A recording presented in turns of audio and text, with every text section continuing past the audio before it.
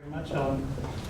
Well, I tried my best to outdo the psychologist with a sexy title, but wouldn't you know, they beat me anyway.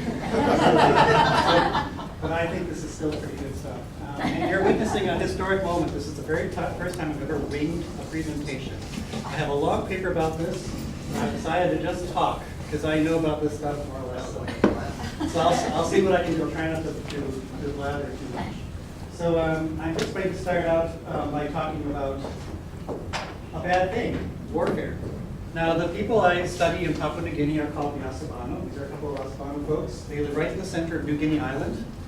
So if you know where Australia is, if you just point north, there's New Guinea Island. It's a huge tropical island. The Asabano people live right in the center of it. And up until 1963, they were living as independent people.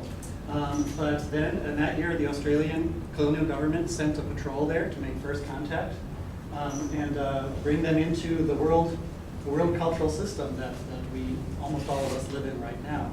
And the reason for that first colonial patrol was to establish peace, because in addition to the government wanting to contact all the peoples that were living in the territory that they considered theirs, they also wanted to stop what they considered to be wrong behaviors, including warfare. That is, warfare between local people, not warfare between countries.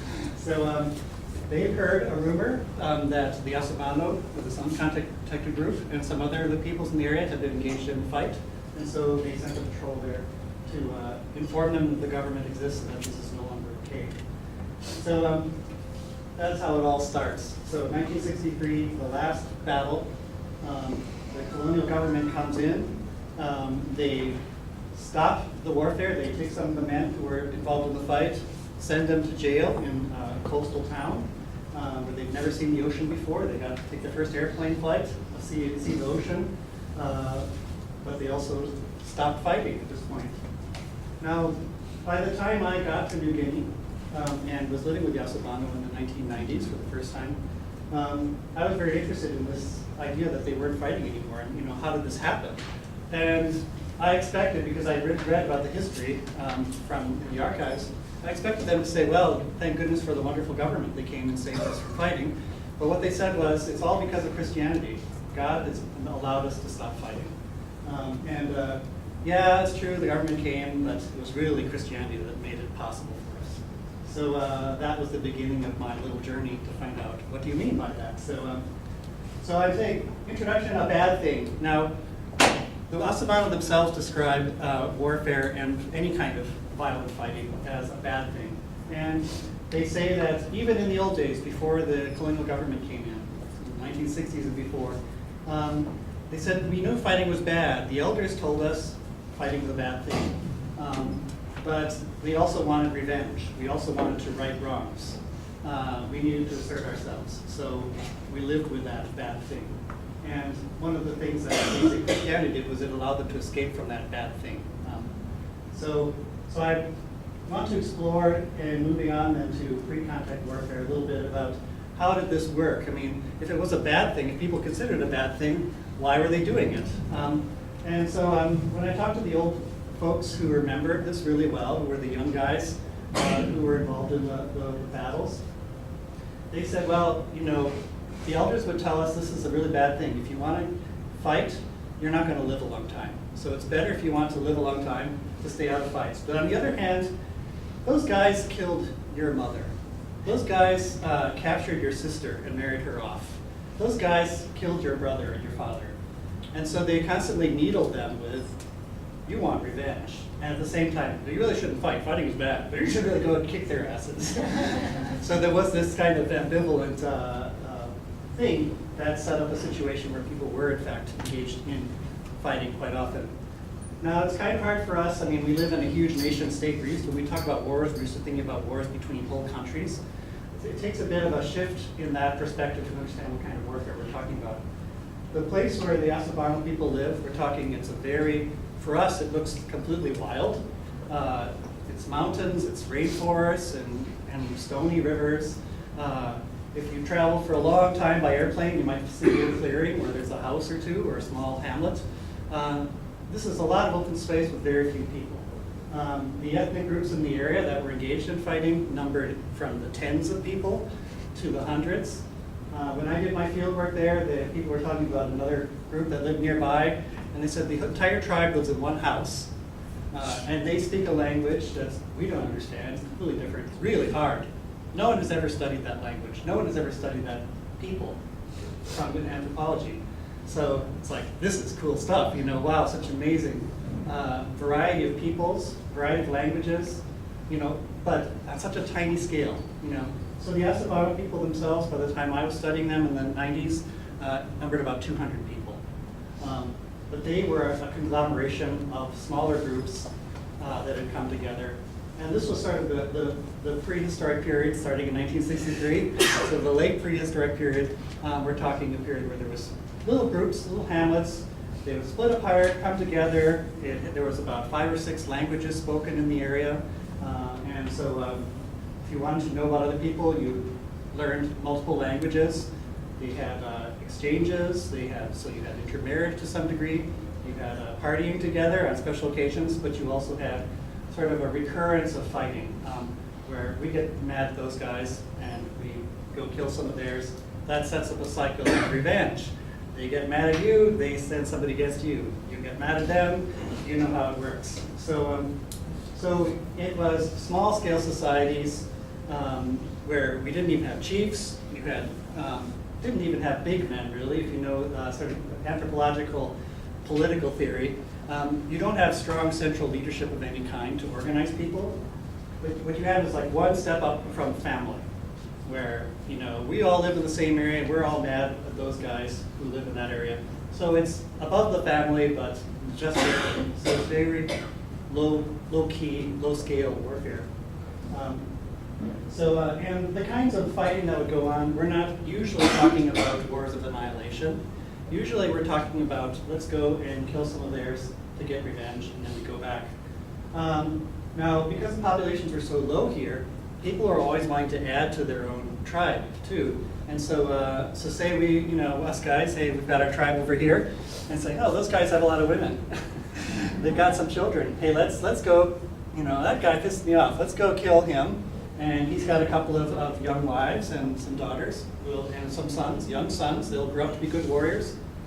Kill a few of those guys, capture some of those women and children, bring them to our group, and raise them as our own. And they become us. And I spoke to several old folks who had lived through this. One, the oldest man in the village when I was first working there, he must have been in his 80s. He was originally captured as a young boy by a neighboring tribe. His mother and father were killed. His father, he described this, how his father, and he hid with him beside a garden fence, his father's body over the son's. But the enemy came, killed the father, dragged out the little boy, took him off with them. He grew up with those people that had captured him, married there, spoke their language, and only, you know, years later after the government came and peace was established did he say, hey, I wonder what my cousins are doing back in the old place. Incidentally, he had gone back and fought with his cousins back, with his brothers and sisters back in the old place because he was now a member of the new tribe. So you see this kind of fluid ethnic identity flowing back and forth, and constant cycles of fighting between little groups that can lead to splintering and coming together. What caused the warfare in those days? I have no sense at all of time here. How much time do I have? I have 10 more minutes? Okay. So in what caused it? Well, quite often, what I found striking was, quite often the causes of war were as much from within one's own group as they were insults from other groups. So, for example, the most disastrous war in living memory was the war between the Asabano people and the Telephone and their very numerous neighbors. And the stories were still there about how it started. And supposedly, this was the same story was told from both ethnic groups, so I think it's probably reasonably reliable. Supposedly, the Asabano guys were doing pretty well, but this is the men's version, mind you. I haven't heard this from the women. Things were great, but the women were getting, starting to insult the men. Hey, you guys, you're just, you say you're so tough. Some of you guys are tough and some of you aren't. Some of you guys have big cocks and some of you don't. This is what they told me. I'm just repeating things. And so the guy said, we'll show you women.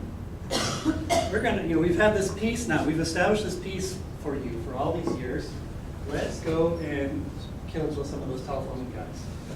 So they waited for an opportunity, and then there came a day when a group of telephone men and boys came. They crossed into what was Asabano territory. Remember, this is really wild country.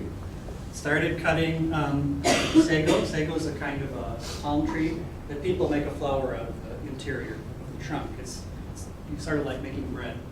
So they were cutting down sago, in other words, stealing from the Asabano. So the Asabano guys got together, war party, went there, killed every single telephone man except for one little boy who escaped. Have to leave one to escape to get back home to say what happened. Your fame should spread. And that started the cycles of exchange. Now that was sort of like a small country attacking a big country in a moment of bravado. Now the telephone were much more powerful. They almost completely wiped out the Asabano. Okay. So another cause could be people say, well, someone died in our group, and someone sees a dream or has a vision in which they see that the person who killed that person, that is the witch who caused the death ultimately, was it a neighboring tribe?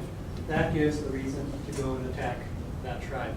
So the people in this area don't believe in coincidences.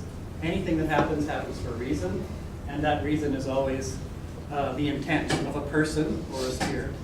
So if my father gets sick and dies, or if he gets hit by an arrow, his cause of death may be obvious physically, but the real reason is because a witch or an evil spirit caused him to die. If that witch was in those guys, let's go get them. So you can see how these could cause the cycles of warfare. All right, so we got the initial pacification through colonial domination. So it's fashionable these days to say colonialism, bad, bad, bad. You shouldn't go and tell other people what to do. But in fact, there is a good side to colonialism as well. Just like there's a good side to the Air Force. We can kill people, but we can also protect people. Exact same thing, same kind of attitude that the Asabano have toward the colonial domination. So they welcomed it. Wow, this gives us a break. We always had to take revenge on those guys, but now we've been told we can't do it. So it gives us an excuse to stay out of it for a while. So the colonial government came in, said this is not allowed. If you guys fight anymore, we're going to take you off and send you to jail. And so that, in fact, stopped it. Now, what was really amazing is that they were able to do this for all the peoples in the area at once. Because you had to, if you just convince one people to stop fighting without the people next door, you're going to get an attack. So they managed to stop the fighting for about a decade. So a period of peace as people were dealing with the arrival of European culture. Now these people were using stone adzes. They were using stone and bamboo tools. So they were thrilled at metal tools. This is the level of technological difference. They were very thrilled at airplanes, very thrilled at canned food. So they were trying to absorb all this new cultural things coming in. And in this, you've got this dominating power, and it succeeded in stopping the fighting between groups for a while. All right, but remember I said the Asabano say, well, it wasn't really the colonial government. They didn't really do anything. It was the Christian church. So, and I think that I come to believe them, that I think that their description is accurate. Now, I don't think peace could have been consolidated through missionization and Christian conversion if there hadn't been an initial period of calm that enabled that to happen. But you can only hold people down with your palm for so long. Force only works so long. You need to develop an ideological and a personalized and internalized way of dealing with problems if you want to stay there. So if you can convince people to change their ideology, then you've got lasting change. If you just force them down, you have only temporary change. Thank you. So what happened was we had a missionary come from the Telephonian people. Remember, these are the guys who were the big neighbors. They had come and they had nearly wiped out the Asabano. But there was a young man who grew up with the Australian Baptist mission. He became a fervent convert, and he wanted to go and start his own mission. He saw various visions that he interpreted as God speaking to him, telling him, go to those Asabano guys. Now, these were, remember, his former enemies, his people's former enemies. So there might have been some aspect of, I want to try and make up for what my people have done, and so on. Who knows? Anyway, he goes and establishes this mission, and this is in the mid-70s. And 3 years after he establishes the mission, a huge Christian revival movement happens. He's preaching one day in church, saying, "You have to be born again." And as he's saying these words, people in the audience are falling on the ground, going unconscious, seeing visions of angels and of Jesus telling them what this guy is saying is true. You have to repent your sins, including your fighting that you used to do, including your witchcraft, and then you can be born again, and you'll be true Christians, and you'll be free of this. So everybody gets taken in by this Christian conversion movement. One of the central messages that the missionary gives is there's only one person who has the right of revenge, that's God. So if you feel vengeful, if you feel angry at somebody, the way you deal with it is you pray to God, and you say, "God, I want you to take care of this for me. I give up my desire for revenge. I trust that you're going to make things turn out right. There will be a justice of some sort. I pray that that person gives up their bad ways, but if they don't, well, you have the satisfaction of knowing there's hell for them." So it allows people to get free of that psychological driver to take revenge, to act. And once you remove that initial catalyst, then you don't have the start of the next phase of fighting. So people adopted this custom of praying, because whenever somebody dies, remember, that was somebody who did it. So they haven't given up that belief. But what they have taken on is a new belief that says the way to deal with that is not to strike out yourself in revenge, it's to pray to the supernatural power that can establish. I mentioned cannibal war. I forgot, I should have said it 3 times before. There was torture, there was cannibalism of enemies. Now the stuff we read about the Iroquois in the 16th century, yeah, there was some of that stuff here too. So it was a big deal for people to escape from this threat, constant threat of fighting. So this peace has lasted for 50 years and counting. And I think that says something. And I think what's happening is that because people have a psychological mechanism, a ritual to undertake that can nip in the bud the movement toward a violent outbreak. I'll just briefly conclude here. I'll just go over this brief section here, identity conditions of war and peace. Now some have argued that people need war because it strengthens a sense of sovereignty. If it's us against them, then we feel really good about ourselves. And so if we don't have that constant cycling between peace and war, then we're never going to feel strong as a nation, as a people. So fighting is good. It's a function of fighting. So indeed that happens, but we can have an identity condition of peace as well. When people feel that they have a strength in being members of, say, a Christian community in this case, that they are together working, they feel like they're part of something bigger, that enables them to have peace as well. So I think in trying to figure out how do we get toward world peace, this is my ultimate goal, believe it or not, in this. I like to work small and think big. What can we learn from this? We do need to account for this, that identity is important. People want to feel good about what they're doing. They want to feel strength and pride. And we have to give that to them in keeping peace as well as in banding together to make war. And that's my conclusion about toward the good, what we can learn from this. And I think one thing that this study really taught me was that there's not a single Band-Aid that can fix the problems of world war and trying to establish world peace, because one solution will not work in all cultures. Now, personally, I'm an atheist. It's ironic, I study Christians and I study religion. So if you taught me this belief, hey, if you're feeling angry, Joel, I'm so angry at you, but if I just pray, I'll solve the problem. Sorry. You too. Well, darn you all. So prayer isn't going to work for me because of my cultural setting. So, but I can learn from that situation, this particular cultural setting, what did work for them, and we have to find translations of that, mechanisms that work in different cultural settings and tailor them for each cultural setting, and recognize too that they have to be updated all the time because cultures change. So there we go. Thank you very much.